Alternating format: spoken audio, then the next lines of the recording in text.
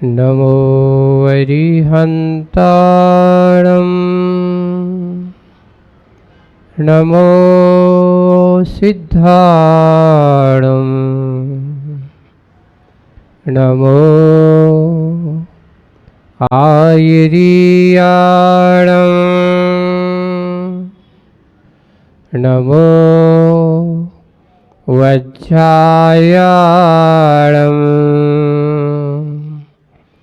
नमो लोये सव्यसाहूणम्।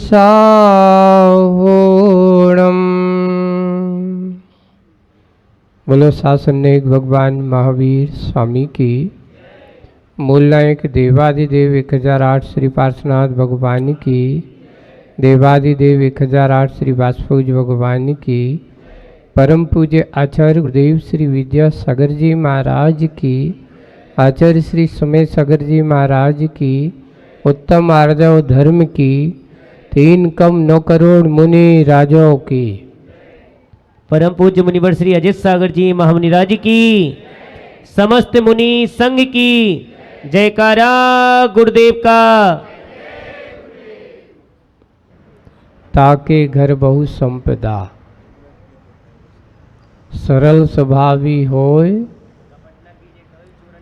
हाँ, चोरन के प्रणाम से सरल स्वभावी हो ताके घर बहु संपदा।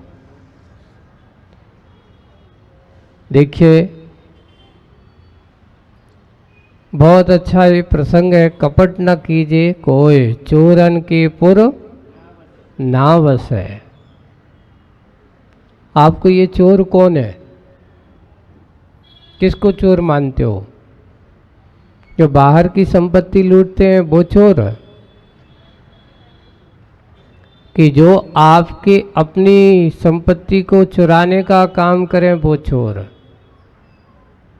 तो यहाँ पर छल कपट आदि जो है ये हमारे अंतरंग के चोर हैं। आपकी अच्छाई को चुराने वाले चोर हैं। यहाँ पर आपके सर्वस्व को लूटने वाले चोर होते हैं आपकी कसाएं, जो आपको अच्छे से जीने नहीं देती। माया क्या होती है? मायाचारी करने वाला व्यक्ति या मायाचार के साथ जीने वाला व्यक्ति, उसके बारे में कहा है कि ये व्यक्ति पर भरोसा करने लायक नहीं होता। सीधा सीधा सरल सरल सीधा सीधा बोलने वाले पर भरोसा करने वाले संसार में कम मिलेंगे, लेकिन माया से भिड़ा करके घुमा करके आपको दिखा करके और बुला करके दिखाए कहा जाता है तो उस पर लोगों आज जल्दी बहुत जल्दी भरोसा कर लेते हैं। जैसे कि आपको एक उदाहरण देते हैं। आप लोग घर बैठे बैठे टीवी पर बहुत सारे विज्ञापन देखते हो, है ना? ये विज्ञापन आपको सही दिखाए जाते हैं कि आपको वास्तविक रूप से प्रलोभन के लिए दिखाए जाते हैं? जो यथार्थता है क्या सत्य है कि जैसे कि एक काली सी महिला खड़ी आई, उसका रूप एकदम गंदा था और उसने एक क्रीम लगाई, 2 मिनट में गोरी हो गई। 2 मिनट में नहीं, 2 सेकंड में गोरी हो गई। तो अपन क्या खुल उस पर भरोसा कर लेते, हाँ ये ऐसा है, यही सत्य है। सही तो बात यही है कि आज हम सोशल मीडिया और टीवी और चैनलों की करोड़ों अरबों का सिर्फ यही टर्नओवर है कि सिर्फ इस विज्ञापनों पर ही करोड़ों अरबों रुपया कमाए जाते हैं। क्यों? क्योंकि लोगों को आजकल जैसा परोसा जाएगा और वैसे ही पर्याप्ति मिलती है। अगर आपके धर्म की बात को विज्ञापन किया जाए, धर्म की बात का कथन किया जाए तो लोग सोचते हैं कि अरे यार ये तो लगता है कुछ फुर्सती लोगों का काम है, अपन लोगों को तो बहुत सारा काम है। पर यही है, सबसे ज़्यादा माया जाल का जाल फैला करके लोगों को फंसाने का काम किया जाता है। संसार में जहाँ कहीं भी आप देखेंगे तो सबसे ज़्यादा आपको मायाचारी यानी कहीं ना कहीं लोभ के वश होकर के, राग के वश होकर के व्यक्ति मायाचारी का रूप लेता है, छल कपट करता है, छपाने का अभाव करता है। जहाँ छल कपट और छपाने का अभाव होगा वहाँ पर सरलता कभी नहीं टिक सकती। और जिनके जीवन में सरलता का काम करना हो तो इसलिए कहा सरल स्वभावी हो ताके घर बहु संपदा। ऐसा कहा, बहुत संपत्ति बहुत धन पुण्य के उदय से आता है और ऐसे पुण्यशाली जीव सरल स्वभावी होते हैं तो आता है। अब आप लोग कहेंगे महाराज आजकल सीधे सीधे पैसा कमाने जाएंगे तो लोग पैसा नहीं कमा सकते, थोड़ा सा उंगली से जब घी निकालना हो तो उंगली को क्या करना पड़ता है, टेढ़ा करना पड़ता है। मैंने कहा हाँ ठीक है, टेढ़ा करो पर इतनी ज़्यादा टेढ़ी मत बने रहो कि कभी सरलता का काम पड़े तो वहाँ भी हम टेढ़ापन का भाव बनाए। एक गुरु जी के कहते हैं, आचार्य जी का सूत्र है, टेढ़ेपन को जानना है तो टेढ़ेपन को दूर करना है। टेढ़ापन कहाँ है? वक्रता हमारा टेढ़ापन है, छल कपट हमारा टेढ़ापन है, मायाचार हमारा टेढ़ापन है। और संसार में एक दूसरों की हम बोलचाल की भाषा में कहते कुछ और करते कुछ है, ये हमारा सबसे बड़ा टेढ़ापन है। ये टेढ़ापन ही तेरेपन से तुझे दूर करते हैं। हमें अपने अंदर के तेरेपन को जानना है, आपने के आत्मा के पन को पहचानना है, तो सरल स्वभावी बनकर के जो आनंद हो सकता है वो छल कपट के जीवन में नहीं हो सकता। दूसरा एक और है, छल कपट करने वाला व्यक्ति हमेशा भयभीत रहता है, डर बना रहता है, उसको हमेशा यही डर सताता रहता कि पता नहीं अब क्या होगा। क्यों? क्योंकि अपन ने किसी को क्या दिया है, धोखा दिया है। किसी को अपन ने जो कहा है उसकी यथानुरूप उसको अपन ने कार्य नहीं किया है। और जो व्यक्ति सीधा साधा जैसा कहा है वैसा करता है उसको कोई डर की बात ही नहीं, भाई सीधा सीधा कार्य है। तो मान शब्द कितने अक्षरों से बना है? 2 अक्षर है ना? एक है माँ और दूसरा है ना। दोनों निषेधवाचक शब्द हैं, है ना? दोनों निषेधवाचक हैं। संस्कृत में जब कोई भी ऐसा कह रहा है निषेध करना हो तो माँ करो हो, तुम ऐसा मत करो। माँ करो का अर्थ है तुम ऐसा मत करो। और जब अपन बोलचाल की भाषा में बोलते हैं तो कोई तुमसे कहता है तो पूछता है क्यों ऐसा करोगे, तो कहते ना। संस्कृत का माँ और बोलचाल की भाषा का दोनों को मिला दो तो क्या बन गया बताओ? एक नहीं, 2 निषेधवाची शब्द। अर्थात ये कहता है कि जो मान करेगा, इसलिए मान महाविष रूप। इसको महाविष क्यों कहा? महापतन का कारण क्यों कहा? इसलिए कहा कि इसको मान करके, अपना जान करके, अपने आप को बहुत बड़ा मान करके जो इसको मनमाना करने लगता है तो वो मान उसको कब महाविष का रूप बन जाता है कोई भरोसा नहीं है। जो हम सहजता और सरलता में सीधा सीधापन में प्राप्त कर सकते हैं, वो टेढ़ेपन में शांति अगर मिलेगी, शांति का अनुभव अगर होगा तो उसका अनुभव हमारी सरलता में ही हो सकता है। इसलिए आज हम बाहर की संपदाओं को नहीं, भीतर की संपदाओं को देखने की कोशिश करो। हमारे चोर, हमारी कसाएं, हमारे राग देश, हमारे इस प्रकार के परिणाम ही हमारी गुण संपत्ति को छीनने का कार्य करते हैं। इसलिए कभी किसी से कपट न कीजिए, चोरन के पुरनावसो। ऐसे छल कपट करने वाले चोरों के परिवार यानी पुर यानी घरों पर उस नगर में ना वसो। सरल स्वभावी हो। बनना है तो कैसे बनो? सरल स्वभावी बनो। सरलता जितना सीधा होगा उतना और अच्छा होगा। एक और बात है, कीमत सीधेपन की ज़्यादा होती कि टेढ़ेपन की?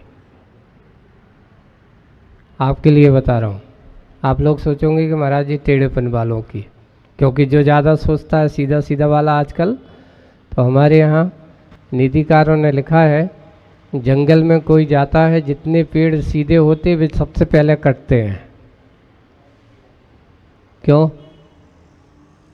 सीधेपन की कीमत ज़्यादा है और टेढ़ेपन की क्या कीमत होती?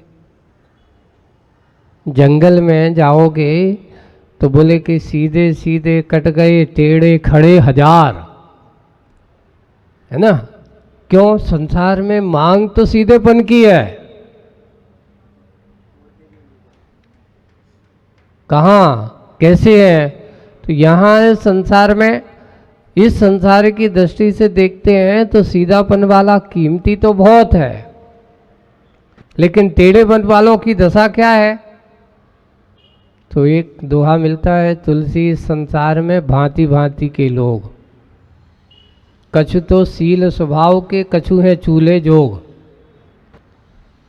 उन्होंने कहा जंगल में देखो जो टेढ़ी मेढ़ी लकड़ियां रहती हैं उनको कहाँ डाल देते?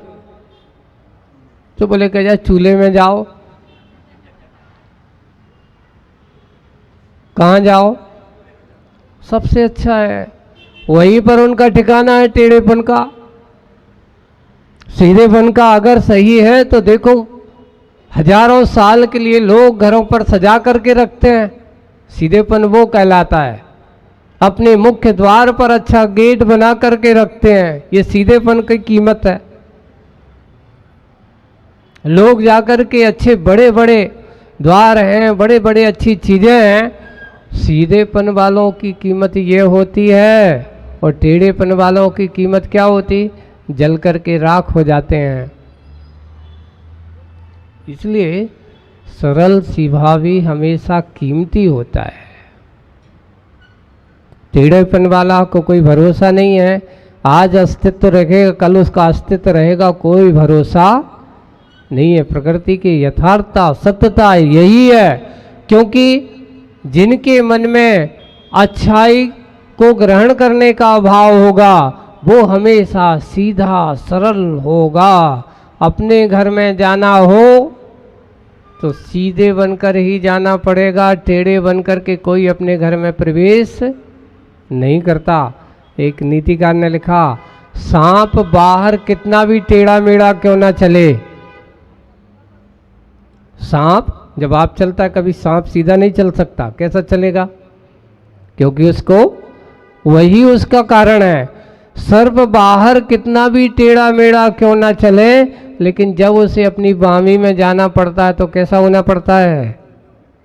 सीधा ही होना पड़ता है। और सीधेपन बिने जाए वो अपने घर में प्रवेश नहीं कर सकता है। हमें भी इस बात का विशेष ध्यान रखना चाहिए। हमें भी सत्य को स्वीकार करने के लिए, सत्य तक पहुंचने के लिए सीधा सहजपन होना आवश्यक है। तो सबसे पहले एक और है, टेढ़ापन कभी भी आता है तो हमारे यहाँ जो धर्म का क्रम जो रखा गया ना, बहुत यथावत आप लोगों को समझाने के लिए। क्षमा से शुरुआत करते हैं, मान से आदमी को दूर करके मृदु बनाते हैं। जहाँ मृदु भाव होगा वहाँ सरलता तो अवश्य होगी, ये बात सत्य है। सरलता कहाँ होगी? जहाँ मृदुता होगी। जहाँ मृदुता नहीं है, कठोरपन है, वहाँ सरलता हो ही नहीं सकती, क्योंकि दोनों का एक अन्योन्य संबंध है। हम उस सरलता को अपनाने की कोशिश करें, ऐसा ही विचार बनाएं और इतना ही सरल सीधे बनने की कोशिश करें अपना।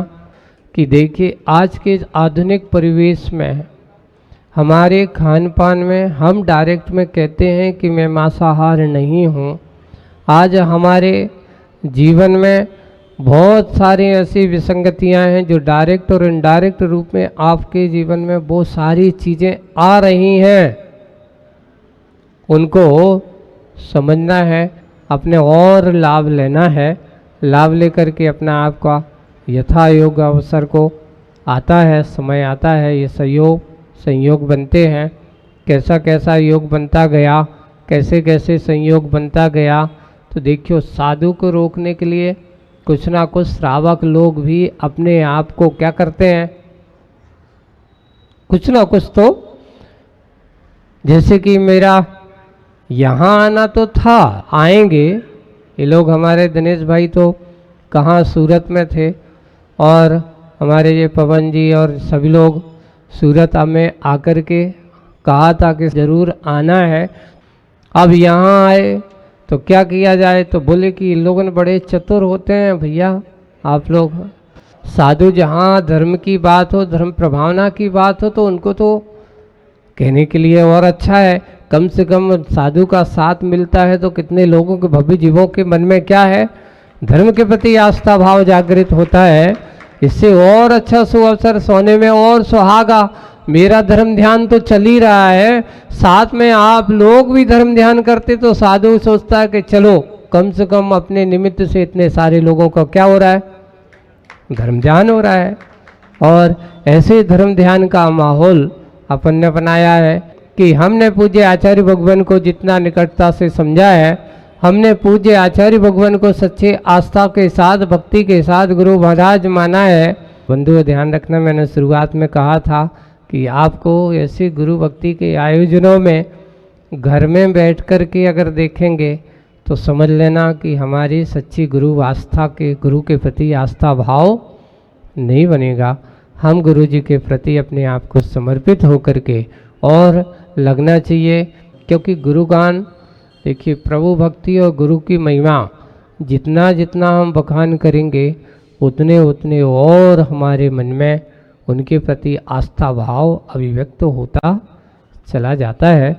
बहुत अच्छे से भक्ति भाव के साथ और उनकी श्रद्धा समर्पित के होकर के इसको ध्यान रखते हुए बोलिए परम पूज्य आचार्य गुरुदेव श्री विद्यासागर जी।